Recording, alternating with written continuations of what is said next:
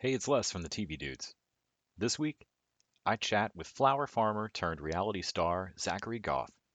Zach can be seen on HBO Max's reality dating show, 12 Dates of Christmas, from the executive producers of Love is Blind. Zachary is a farmer with a florist storefront called Pollinate Flowers, where he works to focus on sustainability and regenerative gardening practices.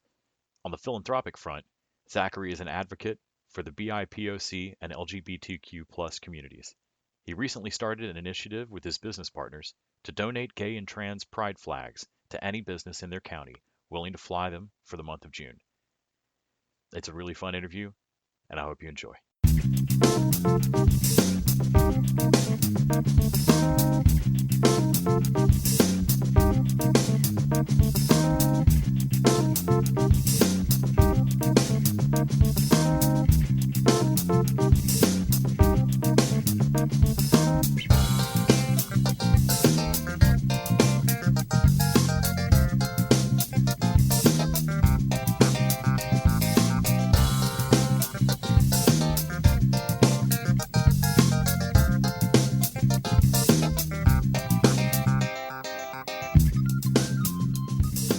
Hey, Zach. Hey Liz, how's it going? Going great. Thank you so much for making time today. I really appreciate it. Absolutely. So, in doing my research for this, I 12 Dates of Christmas just sounds like an insane setup of a reality show anyway, which started on November 26th on HBO Max, and folks can go get caught up. Uh, but then separately, the first description that I saw of you was uh, flower farmer turned reality star. And I have hands down, I've never heard anyone described like that in my entire life. And like, there's a story Nor have there. Uh, can you talk to me a little bit about? I mean, I'm in Austin, Texas now. I know you've spent a little time in Austin. I also grew up near Dallas, and so I spent time in Carrollton around Flower Mound area. Um, Awesome. how did you end up in Portland and a farmer slash florist, and then how did that land you in Austria on a reality show? Well, it's a very long story, I guess. But the gist of it is, I mean, I grew up kind of all over the country, California, Texas, New Jersey. Spent most of my time in New York City. Um, when I was in New York, I actually met what I thought was the love of my life. And we ended up moving back to California and then Omaha, Nebraska, of all places. It's definitely like And yeah, it. So when that relationship actually ended, I was trying to find a place to go outside of Nebraska, and my sister offered me a place out in, rural Oregon to just stay and get back on my feet, and the plan was to move into Portland right away. But I ended up meeting these guys who owned a farm here, who were struggling a little bit. So I came in, and I am a professional photographer, so I have quite a bit of background in art and content creation. So I helped them rebrand and kind of fell in love with the whole farming process and what they're doing here. It's a super sustainable system that we do, and just like healing the earth kind of just like really spoke to me, which I've never had the opportunity to do before. I've like never touched a plant before. But yeah, I grew into a role here where I was doing all of the branding, and I was doing everything they asked me to do on the farm. I was pretty much the farm hand. So, yeah. And then how did that lead into me being on reality TV? Oh my gosh. To be honest with you, they found me. They found me on Instagram, and after a few back and forths, I decided to move forward with the process and go for it. one of the things that I'd seen that the farm that you work on, or that eventually became Pollinate and all that, that y'all have a food forest. And Austin did one of those. I didn't know about that concept until someone said the phrase to me, and I went, those words don't go together. Um, can you talk a little bit about what a food forest is for folks that don't know? Yeah, so a food forest is a farming system in which you replicate um, kind of like a small forest. So you're using all of the vertical space as as well as all of the ground cover. So you're interplanting everything like a permaculture design. So you're doing ground cover, you're doing shrubs, you're doing trees, vines, everything grown together with the purpose in mind that everything that you plant can be used for food. Yeah, I gotta say, the first time I saw photos of people walking through and literally pulling food off things like it was I got it. It's really sad that the only thing that jumps into my head is Bible story. Uh, when I'm like, but where would food come from if you didn't open the tin? Like, it's just, Right. it's just really It's weird true that though. we've reached this point. But uh, the whole food forest concept, I think, is amazing, and the sustainability that you're talking about, regenerative gardening, sustainable processes and stuff are was that part of what you felt like got you into it? If it had just been a farm that was just not caring about that, do you think it would have been as appealing to you? Um, it's absolutely the reason that I fell in love with what we were doing. I lived in New York for 8.5 years, and I worked in some incredibly high-end restaurants where local, seasonal, and healthy food was Hmm. really important. So I kind of like had that culture ingrained in me. And when I moved here and saw everything that these guys were doing at the farm, like it just really, really spoke to me. Um, and then once I got my hands dirty a little bit, pun intended, I just fell in love with like the energy that the earth gives us through, you feel you give the earth some love and it definitely gives it back. And it's definitely been one of the most healing experiences I've ever experienced. As far as 12 Dates of Christmas, now y'all filmed that prior to like social interaction collapsing. Is that right? Did y'all shoot this back last winter? Yeah, we shot last winter, and actually, I got back from filming in Louisiana, uh, literally the day before everything shut down here in Oregon. So it was definitely one of those like we were all riding this crazy high to boom, we are in quarantine. Uh, I mean, obviously, when y'all were making it, then there's didn't really have a sense of who could have of what was about to happen. Can you Yeah. talk a little bit about? It's got to seem like it's just got to seem like a lifetime ago. Um, can you talk a little bit about your experience on the show, just kind of separate from all that? Yeah.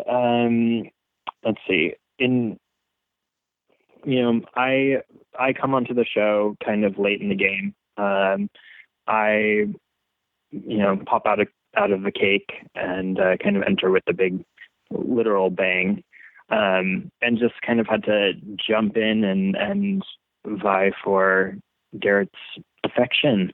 And although it was short lived, I literally had one of the best times of my life. I got to go on vacation pretty much to this beautiful Austrian mansion, and I met the most incredible cast and crew, and really got to see the insides of what goes on behind the scenes of a reality show.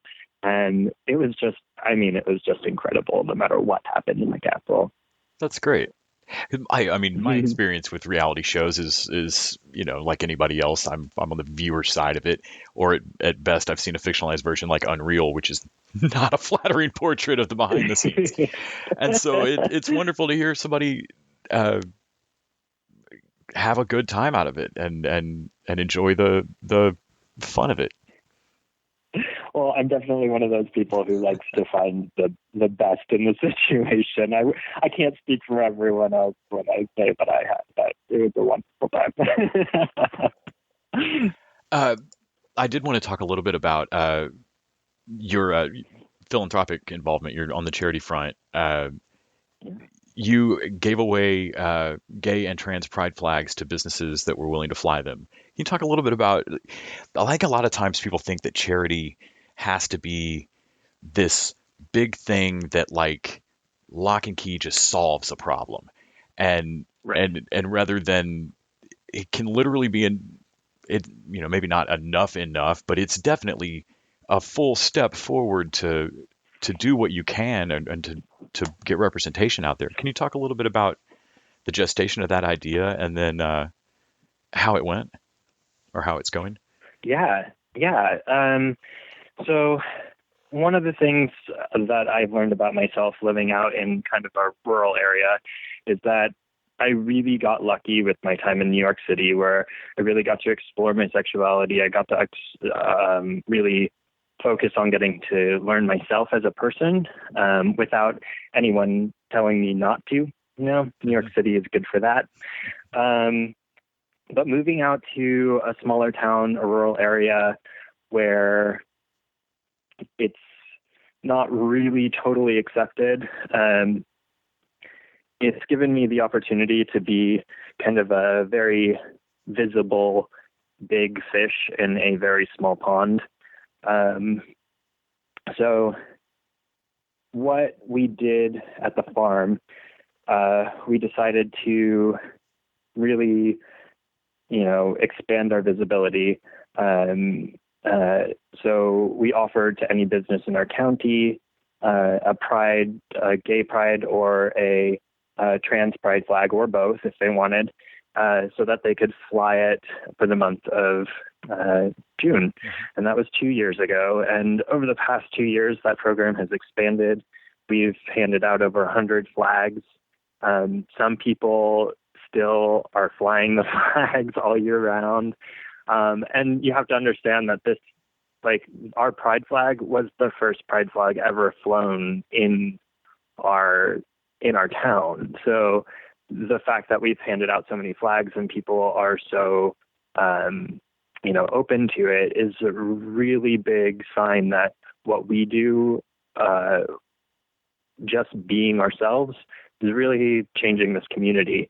And, to the point that last year, this summer, we were able to start the first wine country pride, which this year, obviously, with the social distancing, was a drive-by parade through a vineyard, because I'm in the heart of wine country here. There was a socially distanced drag show, and it was all live streamed with an auction. And we ended up raising a bunch of money for our local chapter of PFLAG, which is a big deal here. Yeah.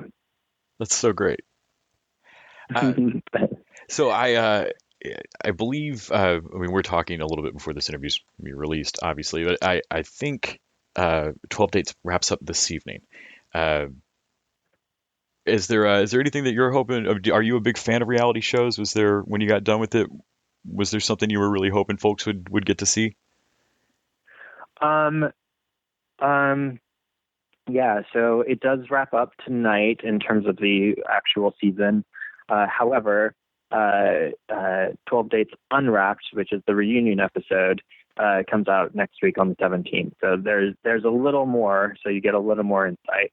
Well, the naming of that, they had to do it. Oh, of course. As soon as somebody said we could do an Unwrapped episode. What's that? I said, as soon as somebody said we could do an Unwrapped episode, like, oh, we're on that. Yeah, well, done. Yeah, exactly. But what I would like people to see from this show is, it's one of the first opportunities for a group of gay guys to be featured in a dating show, right? Especially on such a large, outlet. And what's beautiful about the show is that in the end, we literally have this incredible little family. We, all of our differences brought us together, and we are literally like the best of friends still. That's great. It's really a beautiful thing that the show did for us. Thank you so much for taking time to tell me about it all today. I really appreciate it. It was great getting to chat with you. Absolutely. You too.